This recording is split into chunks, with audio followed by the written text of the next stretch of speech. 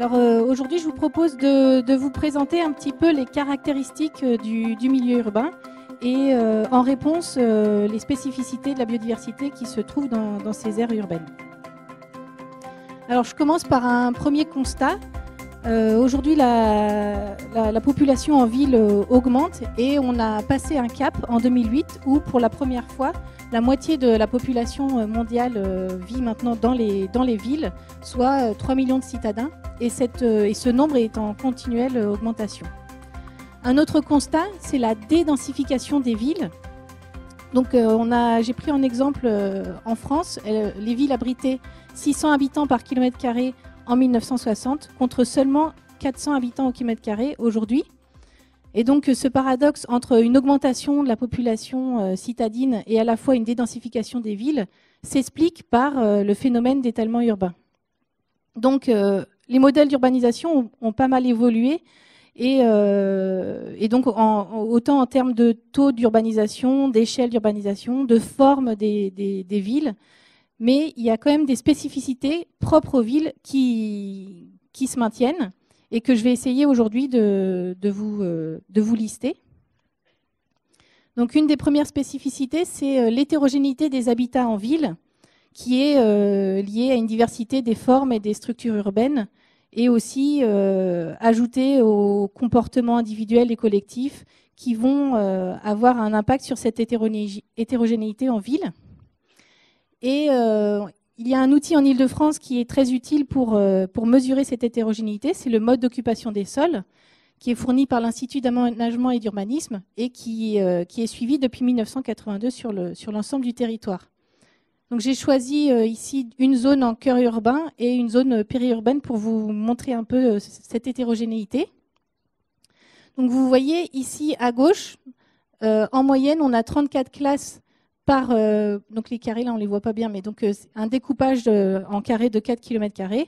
En moyenne, on a 34 classes par carré en milieu urbain contre 20 classes en milieu périurbain. Et donc cette spécificité de la ville va être une opportunité pour de nombreuses espèces avec des exigences écologiques variées de trouver des habitats favorables à leur installation.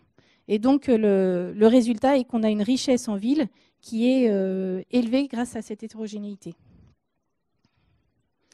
Une autre particularité des villes, c'est la petite taille des surfaces, petite taille des espaces ouverts. Donc à gauche, vous avez la répartition des espaces ouverts de moins de 1 hectare. Et on voit qu'ils sont bien agglomérés dans le cœur de l'agglomération. Et à droite, la répartition des espaces ouverts de plus de 1000 hectares. Et on voit qu'ils sont essentiellement dans la grande couronne et quasi absents de la petite couronne. En moyenne, on a les surfaces des espaces ouverts sont 16 fois plus élevées dans la grande couronne que dans la petite couronne.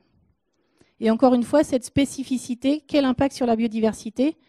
Une réduction des habitats favorables va induire une réduction de la taille des populations en ville et ainsi des risques d'extinction accrus. Hétérogénéité donc, et surface, ce sont deux déterminants importants de la richesse en espèces en ville. Et ce qui est intéressant de voir, c'est que c'est des facteurs qui sont liés. Donc, ainsi, donc, quand on le voit, quand on a une hétérogénéité qui augmente, on a une richesse qui est également augmentée. Mais lorsque, à partir d'un certain seuil, l'effet de cette diversification va se faire au détriment de la surface des habitats, et donc qui va être liée à une réduction des populations et une réduction de la richesse en espèces. Donc en fait, on a à un moment donné un optimum et puis à nouveau une baisse de la richesse en espèces. Et donc cet effet est à la fois sur la richesse, mais aussi sur la composition en espèces. Des habitats qui sont diversifiés et de petite taille vont être plutôt favorables aux espèces généralistes qui peuvent se retrouver dans différents types d'habitats en ville, tandis que des habitats de plus grande taille et moins diversifiés vont être plutôt favorables à des espèces spécialistes. Donc là, j'ai pris l'exemple du merle noir et du pic noir. Et de la même manière, cette relation va aussi impacter les espèces à grands domaines vitaux ou à petits domaines vitaux. Donc, par exemple, les espèces forestières, la chouette hulotte ou le pic noir, vont se retrouver plutôt dans des grands blocs d'habitat, tandis que les petits passereaux comme la mésange bleue vont réussir à se maintenir dans des petits espaces en ville, comme les squares ou les jardins. Donc l'hétérogénéité, pour conclure, va profiter surtout aux espèces généralistes à petits domaines vitaux.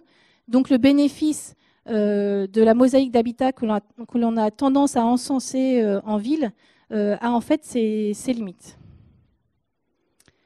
Et alors une autre particularité des villes, c'est la fragmentation. La fragmentation par des surfaces imperméabilisées. C'est-à-dire qu'on a une fragmentation par perte d'habitat. Et cette fragmentation va avoir un effet sur l'isolement des populations, qui va être plus important dans les villes. Et aussi, ça va être un frein au déplacement des espèces, que ce soit pour leur alimentation, leur reproduction ou leur migration. Et donc cette fragmentation va sélectionner des espèces qui vont pouvoir mieux se mouvoir en ville. Donc des espèces qui, par exemple ici, des insectes non volants comme les carabes vont être très sensibles à la fragmentation et donc quasi absents des cœurs urbains, tandis que des insectes volants ici comme l'abeille domestique, qui est capable de se déplacer sur des kilomètres, va, elle, tolérer cette fragmentation. Alors là, je vous parle d'espèces, mais je voulais aussi vous parler de fonctions écologiques. La fragmentation ne va pas seulement impacter le nombre d'espèces ou l'abondance de ces espèces, mais elle va avoir aussi une influence sur les fonctions écologiques jouées par ces espèces en ville. Et j'ai pris en exemple la pollinisation. Donc ici, vous avez un exemple d'une espèce, le lotier corniculé, qui a son succès reproducteur, c'est-à-dire le nombre de fruits produits, fortement réduit au fur et à mesure qu'on est dans des milieux fragmentés. Et il faut savoir que cette plante est totalement dépendante d'insectes pour sa pollinisation et donc pour sa production de fruits. Insectes qui sont moins présents dans ces milieux fragmentés. Alors je continue dans les caractéristiques urbaines. Une autre caractéristique, c'est la forte dynamique de ces villes. Ici, j'ai pris l'exemple des surfaces des parcs et jardins dans la petite couronne. Donc on voit qu'ils augmentent au cours du temps. Et on voit surtout qu'à chaque mise à jour, on a des surfaces qui apparaissent et d'autres qui disparaissent en gris. Et ce, donc à chaque mise à jour. Donc ça illustre un petit peu cette dynamique du milieu urbain. Et alors, quelle va être l'influence de cette dynamique sur la biodiversité? On va avoir un plus grand nombre d'espèces adaptées à ces perturbations. Donc pour les plantes, on va avoir surtout des espèces pionnières dans ces sites qui sont déconstruits, reconstruits, avec un exemple qui illustre bien ces espèces, le kénopode blanc. C'est une espèce qu'on va trouver aussi bien dans les champs labourés en zone périurbaine que dans les terres retournées en ville. Et en compagne de cette espèce, on a l'amarante, Véronique de Perse ou des brassicacées comme ici, la moutarde sauvage. Alors le rythme aussi de ces perturbations, la régularité de ces perturbations va aussi sélectionner des espèces qui vont allouer une grande partie de leur énergie à produire des descendances rapidement et une descendance nombreuse. Donc un cas qui parle bien, c'est le lapin de Garenne, qui d'ailleurs a trouvé refuge en ville et semble être plutôt en déclin dans les milieux naturels. Autre caractéristique de la ville, c'est l'îlot de chaleur urbain. Donc c'est un phénomène qui est lié aux matériaux utilisés dans les constructions des villes, mais aussi aux chaleurs émises par les activités anthropiques. Et c'est un phénomène qui se voit essentiellement la nuit. Donc on voit ici bien un pic au niveau, dans les cœurs d'agglomération. Et ce phénomène va avoir une influence à la fois sur la physiologie des espèces, leur phénologie, et donc sur le cycle de vie des espèces. Et par exemple, on voit l'effet sur les préférentiels thermiques des espèces d'oiseaux. Donc ici, vous avez un gradient urbain, les préférentiels thermiques, et on voit qu'on a une augmentation de ces préférentiels thermiques le long de ce gradient urbain. avec une sélection des espèces qui ont un préférentiel thermique plus élevé, donc qui sont adaptées à des températures plus élevées, donc avec le pigeon biset et le rouge-queue noir. Donc on retrouvera plutôt dans les cœurs urbains, tandis que la pie bavarde ou le moineau friqué vont, eux, avoir plus tendance à s'installer dans les zones périurbaines un peu plus fraîches.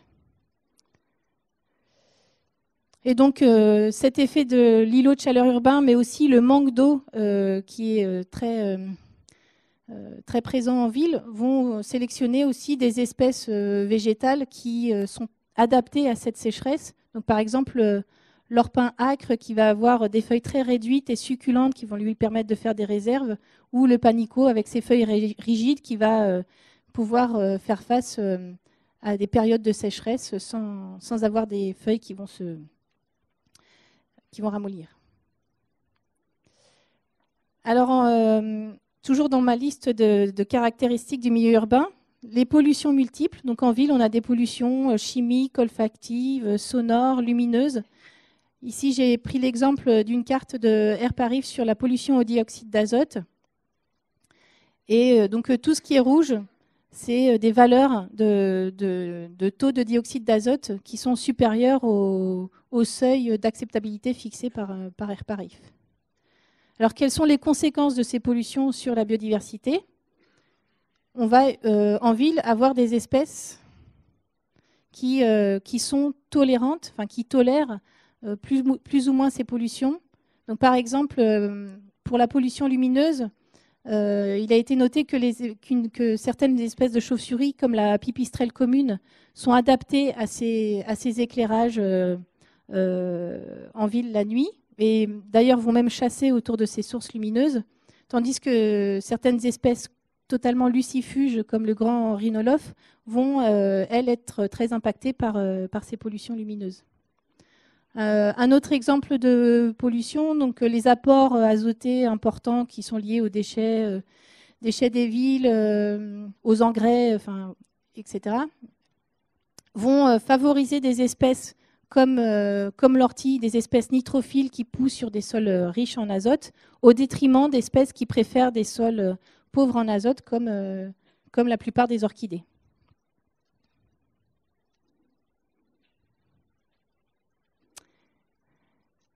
Et enfin, une dernière caractéristique des villes, c'est qu'on est en cœur urbain dans un carrefour de différentes voies de communication. Et ce carrefour de voies de communication va avoir un effet sur les espèces retrouvées en ville. On a en ville de nombreuses espèces venues d'ailleurs.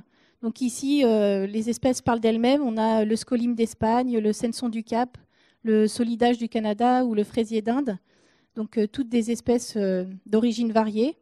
Et ces espèces peuvent participer jusqu'à près de 20% de la flore spontanée des villes, ce qui est 2 fois plus élevé que ce que l'on trouve dans les milieux ruraux. Et ce qui est important de noter, c'est que la plupart de ces introductions sont volontaires et sont pour le cas des plantes, pour l'ornement.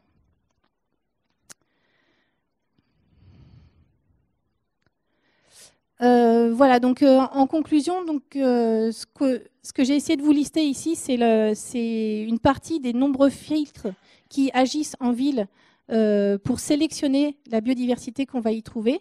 Donc au départ, on a potentiellement de nombreuses espèces qui peuvent s'installer en ville, et l'ensemble de ces filtres va sélectionner qu'un petit échantillon qui va être d'ailleurs souvent le même échantillon dans les aires urbaines sur l'ensemble de la planète.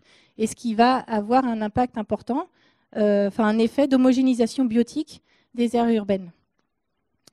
Alors dans l'état des connaissances actuelles, on sait que la fragmentation des habitats et la perte d'habitat sont les déterminants les plus importants de cette diversité. Et donc c'est les 2 leviers principaux sur lesquels on peut agir pour tenter de faire revenir de la nature en ville. Et ainsi, les continuités, les connectivités en milieu urbain ont toute leur place, puisqu'elles vont permettre de limiter cet isolement des populations entre elles et d'améliorer la qualité des habitats. Donc des trames vertes et bleues pour conserver la biodiversité en ville. Ces trames vertes et bleues vont permettre de faciliter les déplacements, qu'ils soient journaliers, saisonniers ou de dispersion des espèces, ce qui est essentiel à la survie de leur population.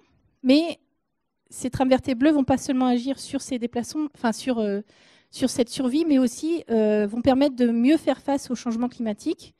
En Europe, on sait que le déplacement de l'aire de vie des espèces vers le nord contraint ces espèces à essayer de rattraper leur aire de vie. Et aujourd'hui, on a un retard cumulé, par exemple pour les papillons qui est de 135 km et pour les oiseaux qui est de 212 km.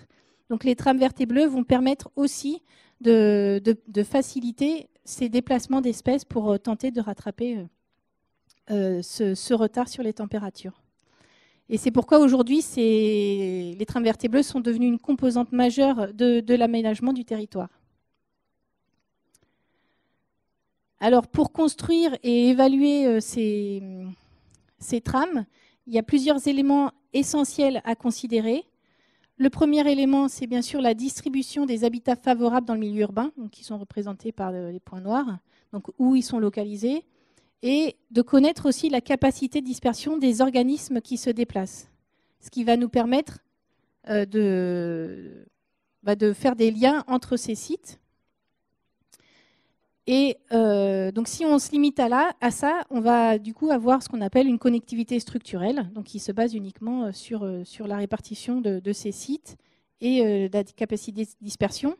Mais un autre élément qui est essentiel à considérer en ville, où les milieux sont très fragmentés, c'est la nature de la matrice qui sépare ces habitats, donc qui est la perméabilité, et qui va donc, dans certains cas, permettre le déplacement d'une espèce entre deux sites et pour une même distance, empêcher ce déplacement. Cette perméabilité, elle peut être donnée soit à dire d'experts, soit via des études empiriques locales comme du radio-tracking et qui permettent d'avoir des connectivités réalisées. Alors, donc les trames vertes et bleues, c'est encore des sujets un peu neufs. Il y a plusieurs approches à la fois pour évaluer ces trames ou les mettre en œuvre. Et c'est des approches qui vont... Voilà, un échantillon de ces approches va vous être présenté aujourd'hui. Moi, je vais m'arrêter là. Je vous remercie pour votre attention.